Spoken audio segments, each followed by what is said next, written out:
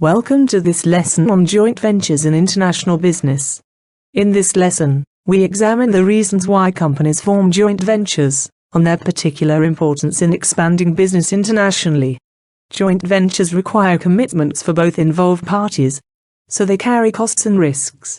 In the lesson, we will look at both the advantages and the possible disadvantages, which you will want to consider in growing your business overseas.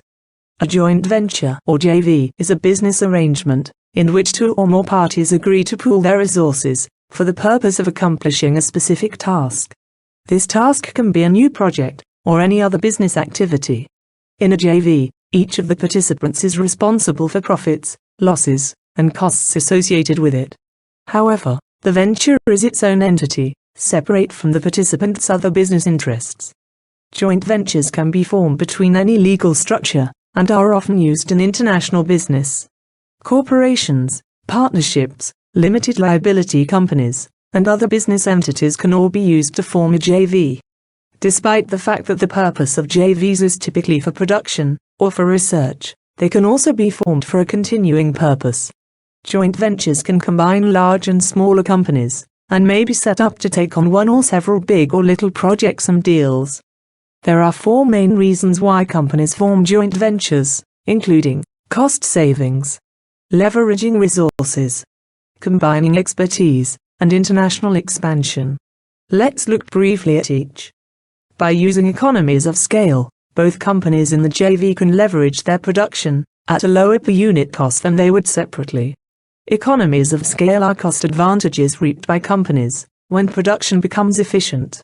Companies can achieve economies of scale by increasing production and lowering costs. This is particularly appropriate with technology advances that are costly to implement.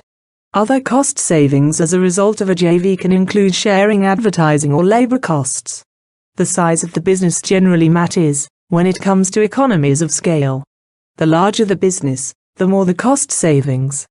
A joint venture can also take advantage of the combined resources of both companies to achieve the goal of the venture. One company might have a well-established manufacturing process, while the other company might have superior distribution channels. Alternatively, both companies may share access to new services. Two companies, or parties forming a joint venture, might each have unique backgrounds, skill sets, and expertise. When combined through a JV, each company can benefit from the other's expertise and talent within their company.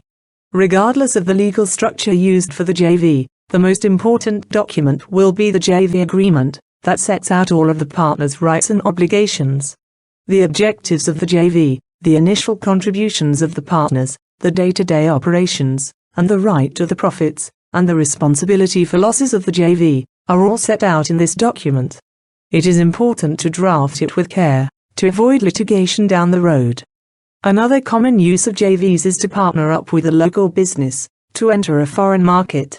A company that wants to expand its distribution network to new countries can usefully enter into a JV agreement to supply products to a local business, thus benefiting from an already existing distribution network. Some countries also have restrictions on foreigners entering their market, making a JV with a local entity almost the only way to do business in the country. When forming a JV, the most common thing the two parties can do is to set up a new entity. But because the JV itself isn't recognized by the Internal Revenue Service, the business formed between the two parties helps determine how taxes are paid. If the JV is a separate entity, it will pay taxes as any other business or corporation does.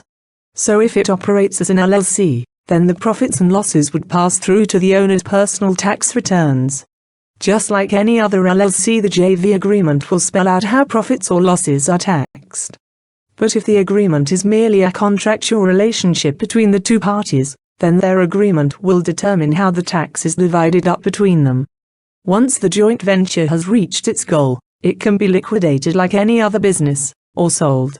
For example, in 2016, Microsoft Corporation sold its 50% stake in Caradigm, a JV it had created in 2011 with General Electric Company. The JV was established to integrate Microsoft's Amalga Enterprise Healthcare Data and Intelligence System, along with a variety of technologies from GE Healthcare. Microsoft has now sold its stake to GE, effectively ending the JV. GE is now the sole owner of the company, and is free to carry on the business as it pleases. Sony Ericsson is another famous example of a JV between two large companies. In this case, they partnered in the early 2000s, with the aim of being a world leader in mobile phones. After several years of operating as a JV, the venture eventually became solely owned by Sony. What are the primary advantages of forming a joint venture? A joint venture affords each party access to the resources of the other participant, without having to spend excessive amounts of capital. Each company is able to maintain its own identity, and can easily return to normal business operations, once the joint venture is complete. Joint ventures also provide the benefit of shared risk. Joint venture contracts commonly limit the outside activities of participant companies while the project is in progress. Each company involved in a joint venture may be required to sign exclusivity agreements, or a non-compete agreement, that affects current relationships with vendors or other business contacts. The contract under which joint ventures are created may also expose each company to liability inherent to a partnership, unless a separate business entity is established for the joint venture. Furthermore, while companies participating in a joint venture share control, work activities, and use of resources are not always divided equally.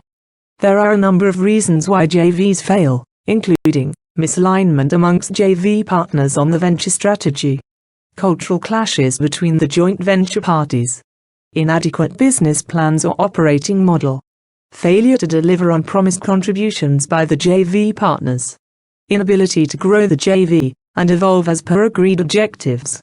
And finally, changes in parent circumstances might minimize JV relevance. Successful JVs are founded on shared objectives and commitments. If the goals and strategies of the potential joint venture parties are not complementary, then they are planning for failure. Misalignment in basic objectives can crumble the business. Friction between parties may emerge at the early stage of the JV, or even after successful completion of a considerable number of years. A prominent example of this is the JV between Hero Group India and Honda Japan, which operated successfully for 26 years, but was amicably called off in 2010 because of misalignment of strategies. Culture is a tricky concept. It sits deep within us, shaping what we believe is right or wrong, what behaviors are acceptable, and what can be ignored. Companies should ensure that prior due diligence focuses on a potential partner's corporate culture, values, and decision-making processes.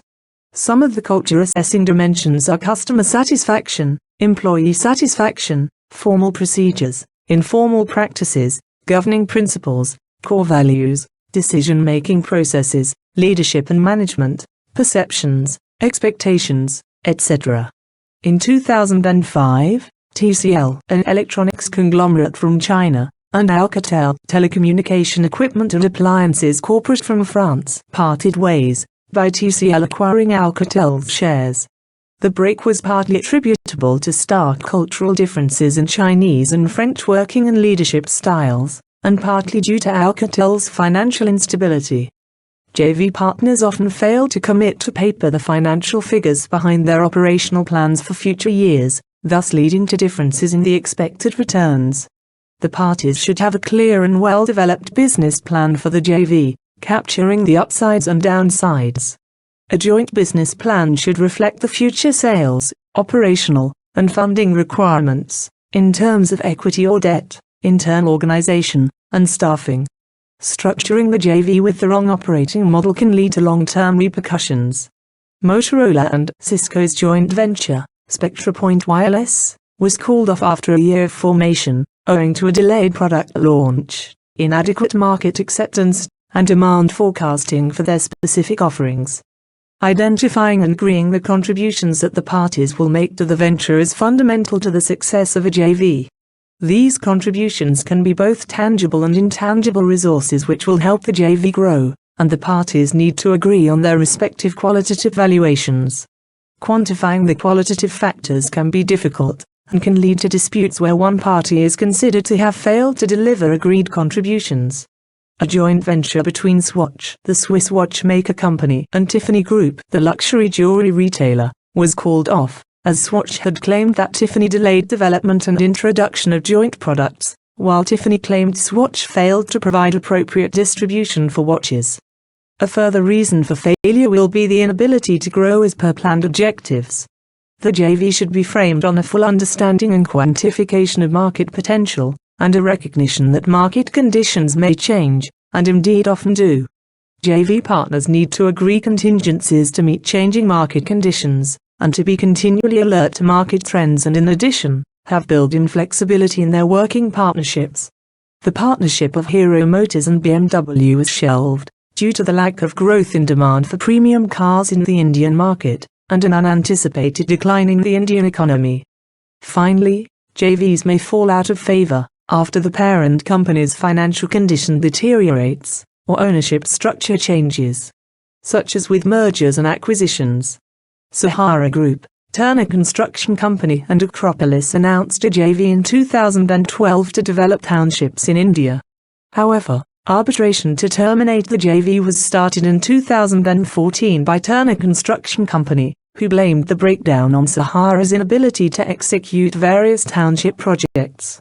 These disputes arose between the JV partners, soon after Sahara Group faced legal allegations of non-compliance with construction legal requirements in India.